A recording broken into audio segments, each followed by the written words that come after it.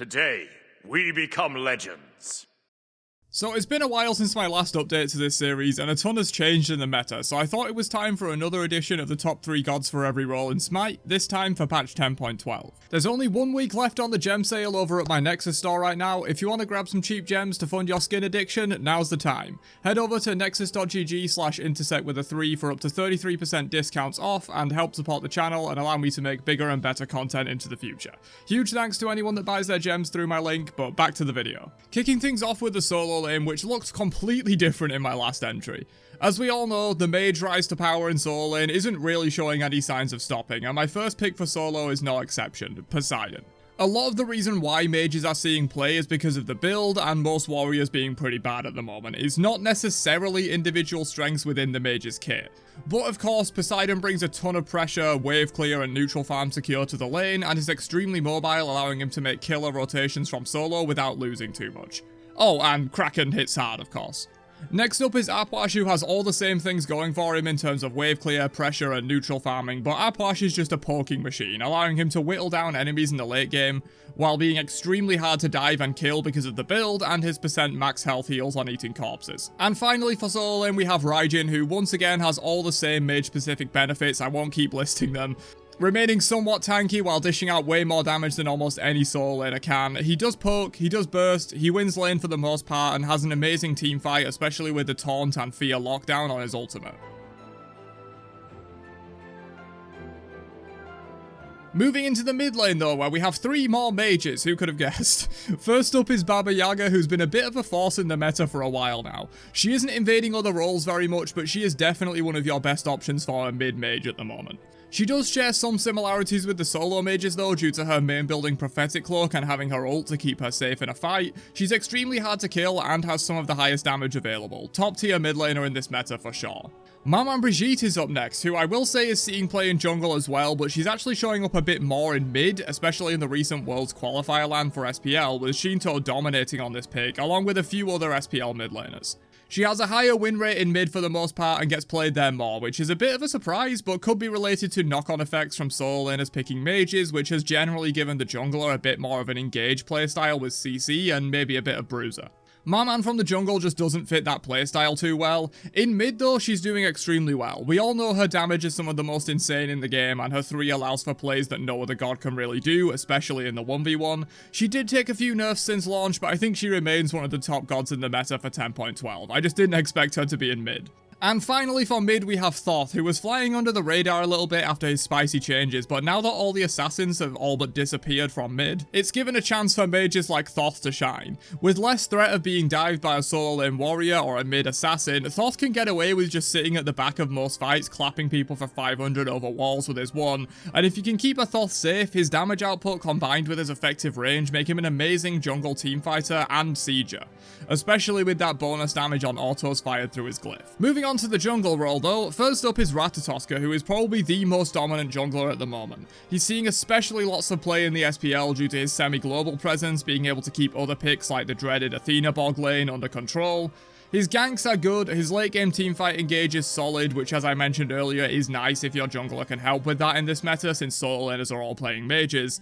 Adapting specifically has been very dominant on this pick, but just in general, Rat is performing really well at all levels of play right now. In that same vein of an engaged jungler, next up is Erlang, who despite high-res best efforts is still only seeing play in the jungle. We've seen him pop up from time to time over the last few months, but recently, especially in the Worlds Qualifier LAN, Erlang is showing up a lot more to fill in a bit of what is missing from mage solos that would normally be filled by a warrior or a bruiser guardian.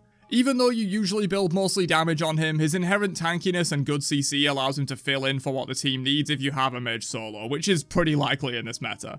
Lasbra and Sino specifically have found a lot of success on this pick recently. And finally, Camazotz is probably the closest top pick to a true assassin, and does really well into a lot of the mages that are storming the meta at the moment. His ult allows him to dive for pretty much free, and a good camo will get a feel for when abilities are coming out and uses 3 to dodge huge nukes being thrown by mages.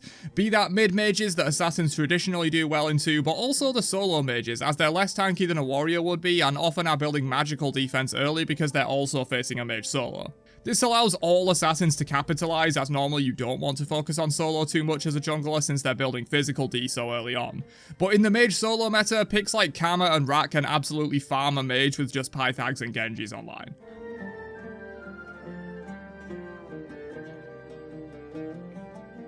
Moving into the ADC role though, which has had a lot less change than the other roles since my last update, maybe along with support. The whole dual lane meta has been a bit more stable lately than especially mid and solo. First up is Chernobog, who remains probably the top ADC in the game despite some nerfs recently. Of course, the main thing you're picking Chernobog for is that ultimate, which allows you to split the map, farm up effectively, threaten towers or force 1v1s, and then just peace out of the fight over to FG.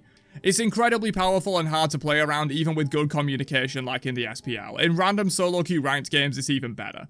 I could sit here and explain the minor stuff like how his dash is really good into the mage meta because of instant immunity or how well he uses ADC builds right now, but the main thing you want from Cherno is that ult. The rest of his kit is just solid with no problems. Hachiman is next up, who despite a lot of time and nerfs remains a favourite in the ADC role. Hachi is basically the jack of all trades hunter. He farms well, he has a good 1v1 fight, he's pretty safe with the ult, he can poke effectively with the 1, he can all in effectively with the 3. There's just not much Hachi doesn't do for you, and while he might not have one major shining aspect like Cherno with his global ult, he does everything well and is a favourite right now for that reason. Very stable pick. And finally for the ADC role, I had to choose between Anhur and Rama. Both are pretty popular right now and both are doing well. I would say Anhur is more popular, but Rama is generally getting slightly better results.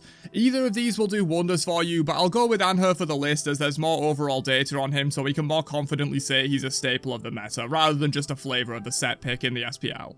In a similar way to Hachi, Anhur just does pretty much everything you need well. Good boxing from his built-in pen, great burst and all-in potential with Pillar Impale and ult, can aggressively jump and get a knock-up if the situation calls for it, has some underrated utility in the shifting sands that can be great for zoning on sieges or around objectives. Anhur is just all-round a solid ADC for the moment. And finally, let's finish off that duo lane with the top supports. First up is a returning face who's had a stranglehold on the support role since her spicy changes hit, and that's Athena. I mentioned the Athena bog lane before, but the meta at a high level right now is extremely focused around these few gods that have global or semi-global mobility, and Athena is one of the driving forces of that.